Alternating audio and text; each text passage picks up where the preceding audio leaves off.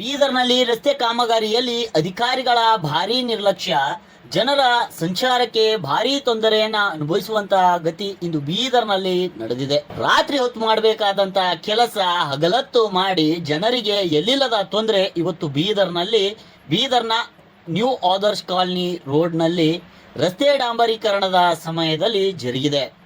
ರಾತ್ರಿ ಹೊತ್ತು ಜನಸಂಚಾರ ಕಮ್ಮಿ ಇದ್ದಾಗ ಮಾಡಬೇಕಾದ ಕೆಲಸ ಹಗಲತ್ತಲ್ಲಿ ಮಾಡಿ ಜನರಿಗೆ ಎಲ್ಲಿಲ್ಲದ ಕಷ್ಟವನ್ನ ಕೊಟ್ಟಿರುವಂಥದ್ದು ಇವತ್ತು ಬೀದರ್ನಲ್ಲಿ ನಡೆದಿದೆ. ತಾವು ನೋಡ್ತಾ ಇರುವಂತ ಈ ದೃಶ್ಯಾವಳಿಗಳಲ್ಲಿ ಸ್ಪಷ್ಟವಾಗಿ ಕಾಣಿಸುತ್ತೆ ಈ ರಸ್ತೆ ಕಾಮಗಾರಿ ಯಾವ ರೀತಿಯಲ್ಲಿ ನಡೆದಿದೆ, ಏನೆಲ್ಲ ಸುರಕ್ಷತೆ ಇದೆ ಜನರಿಗೆ ಅನ್ನೋದು ತಾವು ನೋಡಿ. ಅಲ್ಲಿ ಜನರು ಪಿಸಿಕೊಡುವಂತಹ ಮಾತು ಅಧಿಕಾರಿಗಳಿಗೆ ಒಂದಿಷ್ಟು ಹಿಡಿಶಾಪ ಬಾಯಿಂದ ಹಾಕ್ತಾ ಇದ್ದಾರೆ. ಅದೇ ನಾವು ನಿಮ್ಮ ಮುಂದೆ ತೋರಿಸ್ತಾ ಇದ್ದೀವಿ. ಅಭಿವೃದ್ಧಿಗಾಗಿ ಕೋಟಿ ಕೋಟಿ ರೂಪಾಯಿ ಅನುದಾನ ಬರುತ್ತಿದ್ರೂ ಸಮರ್ಪಕವಾಗಿ ಬಳಸಲಾಗುತ್ತಿಲ್ಲ ಎನ್ನುವುದಕ್ಕೆ ಈ ರಸ್ತೆ ಕಾಮಗಾರಿಯೇ ಸ್ಪಷ್ಟ ಉದಾಹರಣೆಯಾಗಿದೆ ಎಂದು ಸ್ಥಳೀಯರು ಆಕ್ರೋಶ ವ್ಯಕ್ತಪಡಿಸಿರುವ ಘಟನೆ ಇದಾಗಿದೆ. ಈ ಕಾಮಗಾರಿ ಬೀದರ್ ನಗರದ new Adarsh colony road railway gate ಏನಿದೆಯಲ್ಲ ಆ ಮುಖ್ಯ ರಸ್ತೆ ಕಾಮಗಾರಿ ಡಾಂಬರೀಕರಣ ನಡೀತಾ ಇದೆ. ಯಾವುದೇ ಮುನ್ನೆಚ್ಚರಿಕೆ ಕ್ರಮವನ್ನ ಕೈಗೊಳ್ಳದೆ ಕಾಮಗಾರಿಯನ್ನ ನಡೆಸ್ತಾ ಇರುವುದರಿಂದ ಜನರು ತೀವ್ರ ತೊಂದರೆ ಅನುಭವಿಸುತ್ತಿದ್ದಾರೆ. ರೈಲ್ವೆ ಗೇಟ್ ಕಾರಣದಿಂದ ಪ್ರತಿದಿನ ಟ್ರಾಫಿಕ್ ಸಮಸ್ಯೆ ಎದುರಿಸುತ್ತಿರುವ ಸಾರ್ವಜನಿಕರು ಒಂದು ಬಾರಿ ರೈಲ್ವೆ ಗೇಟ್ ಏನಾದ್ರೂ ಬಿದ್ರೆ ಅರ್ಧ ತಾಸು ಗಂಟ ಟ್ರಾಫಿಕ್ ಕಡೆಯಲ್ಲ ಆ ರಸ್ತೆಯಲ್ಲಿ. ರಸ್ತೆ ಕಾಮಗಾರಿಯಿಂದ ತೊಂದರೆ ಪಡುವಂತಹ ಸಂಗತಿ ಇವತ್ತು ಜರುಗಿದೆ. ಸಾಮಾನ್ಯವಾಗಿ ರಸ್ತೆ ಕಾಮಗಾರಿ ಪ್ರಾರಂಭಿಸುವ ಮೊದಲು ಡೈವರ್ಷನ್ ಬೋರ್ಡ್, ಮಾರ್ಗಸೂಚಿ, ಬ್ಯಾರಿಗೇಟ್ಗಳನ್ನ ಹಾಗೂ ಎಚ್ಚರಿಕೆ ಫಲಕಗಳನ್ನ ಅಳವಡಿಸಬೇಕು. ಅದು ಕಡ್ಡಾಯ, ಇದು ನಿಯಮವಾಗಿದೆ. ಆದ್ರೆ ಇವೆಲ್ಲವೂ ಯಾರು ಕೇಳೋರು ಯಾರು ಹೇಳೋರು ಅನ್ನೋ ರೀತಿಯಲ್ಲಿ ನಿಯಮಾವಳಿಗಳೆಲ್ಲ ಗಾಳಿಗೆ ತೂರಿ ಮನಬಂದಂತೆ ಡಾಂಬರೀಕರಣ ಕಾರ್ಯ ನಡೆಸಲಾಗುತ್ತಿದೆ ಎಂದು ಸ್ಥಳೀಯರು ಪಿಸುಗೊಡುವಂತಹ ಶಬ್ದ ಇವತ್ತು ಕೇಳಿ ಬಂದಿದೆ. ಏನಪ್ಪಾ ಇದರಲ್ಲಿ ಆಶ್ಚರ್ಯದ ಸಂಗತಿ ಏನಪ್ಪಾ ಅಂದ್ರೆ ಈ ಕಾಮಗಾರಿ ಯಾವ ಇಲಾಖೆಯಿಂದ ನಡೆದಿದೆ ಅನ್ನೋ ನಾಮಫಲಕನೇ ಇಲ್ಲ, ಅನುದಾನ ಯಾವುದಿದೆ ಅಂತಾನೆ ಗೊತ್ತಿಲ್ಲ, ರಸ್ತೆ ಎಲ್ಲಿಂದ ಎಲ್ಲಿಯವರೆಗೆ ನಿರ್ಮಾಣ ಮಾಡಲಾಗ್ತಿದೆ, ಯಾವ ಗುತ್ತಿಗೆದಾರ ಇದ್ದಾನೆ, ಎಷ್ಟು ಅನುದಾನ ಬಂದಿದೆ, ಇದು ಸರ್ಕಾರದ ತೆರಿಗೆ ದುಡ್ಡು ಅಥವಾ ಸ್ವತಃ ಯಾರಾದ್ರೂ ದಾನ ಧರ್ಮದಲ್ಲಿ ಮಾಡ್ತಾ ಇದ್ದಾರೋ ಅನ್ನುವ ನಾಮಫಲಕನೇ ಆ ರಸ್ತೆ ಕಾಮಗಾರಿ ಮಾಡುವ ಸ್ಥಳದಲ್ಲಿ ಎಲ್ಲೂ ಕಂಡು ಬಂದಿಲ್ಲ. ಇದಕ್ಕೂ ಸಹ ಜನರು ಪಿಸುಗೊಡ್ತಾ ಇದ್ದಾರೆ. ಎಲ್ಲೋ ಮುಚ್ಚಿಟ್ಕೊಂಡು ಮನ ಬಂದಂಗ ಮಾಡಿ ಲೂಟಿ ಹೊಡೆಯುವ ಕೆಲಸ ನಡೀತಾ ಇರಬಹುದು ಅಂತ ಜನರು ಪ್ರತಿದಿನ ಮಾತಾಡ್ಕೊಳ್ಳುತ್ತಾ ಇರುವಂತಹ ಸಂಗತಿ ಇದಾಗಿದೆ.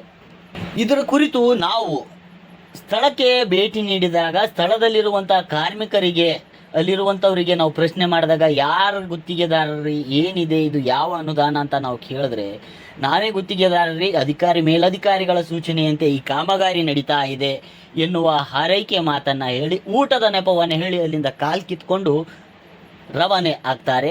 ಅದರ ಬಳಿಕ ನಾವು ಅಧಿಕಾರಿಗಳಿಗೆ ದೂರವಾಣಿ ಮುಖಾಂತರ ಸಂಪರ್ಕಿಸಿದ್ರೆ, ಸರ್ ಈ ರಸ್ತೆ ಕಾಮಗಾರಿ ಯಾವ ಅನುದಾನದಲ್ಲಾಗಿದೆ ಸರ್, ಎಲ್ಲಿಂದ ಎಲ್ಲಿವರೆಗೆ ಇದೆ ಸರ್ ಅಂದರೆ ಎಲ್ಲ ಕಾಮಗಾರಿ ಚೆನ್ನಾಗಿ ನಡೀತಾ ಇದೆ, ಯಾವ ರೀತಿಯಲ್ಲಿ ಕಳಪೆ ಇಲ್ಲ, ನಾನೇ ಭೇಟಿ ನೀಡಿದ್ದೇನೆ, ಮತ್ತೆ ಒಲಿಗೆ ಬರುವವನಿದ್ದೇನೆ ಎನ್ನುವ ಹಾರೈಕೆ ಉತ್ತರ ನಾವು ಮಾತಾಡ್ತಾನೆ, ಸರ್ ಇದು ರಸ್ತೆ ಕಳಪೆ ಮಟ್ಟದ ಕಾಮಗಾರಿ ನಡೀತಾ ಇದೆ, ಸ್ವಚ್ಛಗೊಳಿಸದೆ ಧೂಳಿ ಹೊಡೆಯದೆ ಇವರು ಮಣ್ಣಿನ ಮೇಲೆ ಡಾಂಬರೀಕರಣ ಮಾಡ್ತಾ ಇದ್ದಾರೆ, ತಾವು ನೋಡಿದ್ದೀರಿ ಅಂತೀರಿ, ಯಾವ ರೀತಿಯಲ್ಲಿ ಕ್ವಾಲಿಟಿ ಕೆಲಸ ನಡೀತಾ ಇದೆ ಅನ್ನೋದಕ್ಕೆ ತಾವು ಸ್ಪಷ್ಟನೆ ಕೊಡ್ರಿ ಅಂತ ಹೇಳಿದ್ರೆ ನನಗೆ ಬೈಟ್ ಕೊಡಕ್ಕೆ ಬರಲ್ಲ, ನನಗೆ ಮಾತಾಡಕ್ಕೆ ಬರಲ್ಲ, ನಮ್ಮ ಮೇಲಧಿಕಾರಿಗಳೇ ಮಾತಾಡಬೇಕು ಅನ್ನುವ ಹಾರೈಕೆ ಉತ್ತರವನ್ನು ಕೊಟ್ಟು ಫೋನ್ ಕಟ್ ಮಾಡ್ತಾರೆ.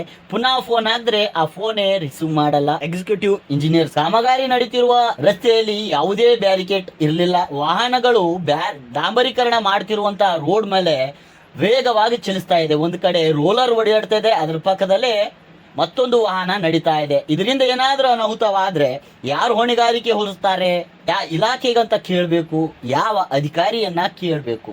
ಇಲ್ಲಿ ಯಾರನ್ನ ಕೇಳಕ್ಕೂ ಮುಖವಿಲ್ಲದಂತೆ ಬೋರ್ಡ್ ಹಾಕದೇನೆ ಕೆಲಸ ಮಾಡೋದು ಒಂದು ತಪ್ಪಾಗದ್ರು ಒಂದು ಕಡೆ ಇವರು ಮನಬಂದಂತೆ ಕೆಲಸ ಮಾಡ್ತಿದ್ದಾರೆ ಅಂತ ಜನರು ಒಂದು ಪಿಸ್ಕೊಡ್ತಾ ಇದ್ದಾರೆ. ಅಧಿಕಾರಿಗಳು ಕೂಡಲೇ ಎಚ್ಚೆತ್ತುಕೊಳ್ಬೇಕು, ಸುರಕ್ಷತೆಯನ್ನ ಗಮನದಲ್ಲಿಟ್ಟುಕೊಂಡು ಸೂಕ್ತ ಕ್ರಮ ಕೈಗೊಳ್ಳಬೇಕು. ಜೊತೆಯಲ್ಲಿ ಕಾಮಗಾರಿ ನಡೆಯುವ ಸ್ಥಳದಲ್ಲಿ ಡೈವರ್ಷನ್ ಬೋರ್ಡ್ ಆಗಲಿ ಮತ್ತೆ ಬ್ಯಾರಿಗೇಡ್ಸ್ ಗಳಾಗ್ಲಿ ಹಾಕಿ ಆ ಕಾಮಗಾರಿ ಯಾವ ಸಮಯದಲ್ಲಿ ಮಾಡುವುದಿದೆ ಆ ಸಮಯದಲ್ಲಿ ಪರಿಪೂರ್ಣವಾಗಿ ಕೆಲಸ ಮಾಡಿಸಬೇಕು. ಇದು ಅಧಿಕಾರಿಗಳ ಕೆಲಸವಾಗಿದೆ. ಸಂಬಂಧಪಟ್ಟ ಅಧಿಕಾರಿಗಳು ಕೂಡಲೇ ಅದನ್ನ ಗಮನವಹಿಸಬೇಕು ಎನ್ನುವ ಮಾತುಗಳು ಜನರು ಮಾತಾಡ್ಕೊಳ್ತಾ ಇದ್ದಾರೆ. ನಮ್ಮ ಮಾತು ಸಹ ಅದೇ ಆಗಿದೆ. ಇದನ್ನ ತಾವು ಖುದ್ದಾಗಿ ಭೇಟಿ ನೀಡಿದ್ದೀರಿ ಅಂತ ಹೇಳ್ತೀರಿ. ಆ ಸ್ಥಳದಲ್ಲಿ ಜನರ ದಟ್ಟಣೆ ಯಾವ ರೀತಿ ಇದೆ ಅನ್ನೋದು ತಮಗೂ ಗೊತ್ತಿದೆ. ಅವು ಇದನ್ನ ಪರಿಶೀಲಿಸಿ ಕೂಡಲೇ ಕ್ರಮ ಕೈಗೊಳ್ಳಬೇಕು. ಅದರ ಜೊತೆಯಲ್ಲಿ ಯಾವ ಇಲಾಖೆಯ ಅನುದಾನ ಎಷ್ಟಿದೆ, ಎಷ್ಟು ಮೊತ್ತ ಮತ್ತು ಯಾವ ಸಾಲಿನಲ್ಲಿ ಬಂದಿರುವಂತಹ ಮೊತ್ತ ಅನ್ನುವ ನಾಮಫಲಕ ಅಲ್ಲಿ ಅಳವಡಿಸಬೇಕು ಎನ್ನುವ ಜನರ ಅಭಿಪ್ರಾಯವಾಗಿದೆ. ಅದರ ಜೊತೆ ನಮ್ಮ ಅಭಿಪ್ರಾಯವೂ ಅದೇ ಆಗಿದೆ. ಇದಾಗಿತ್ತು ಈ ಹೊತ್ತಿನ ಸುದ್ದಿ. ಇನ್ನಷ್ಟು ಸುದ್ದಿಗಳೊಂದಿಗೆ ಮತ್ತೆ ನಿಮ್ಮ ಮುಂದೆ ಬರ್ತೀನಿ. ನಮಸ್ಕಾರ.